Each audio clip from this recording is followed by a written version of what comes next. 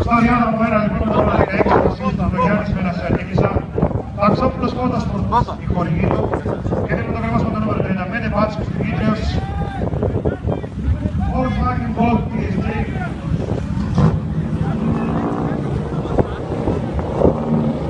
Συνεργείο αυτοκίνητο βάσης Δημήτριος με το πρωτοκολλείο Μεζαπεζέου δικής του να μοντρήσει το δωρή σωματοποιείο Καραβόλα, Thunderbolts Βασιλιάδης Ρεκτικέ Κουδούκης, Art Electronics Μορφού Χατής και Κατσελάκης η χορηγή του.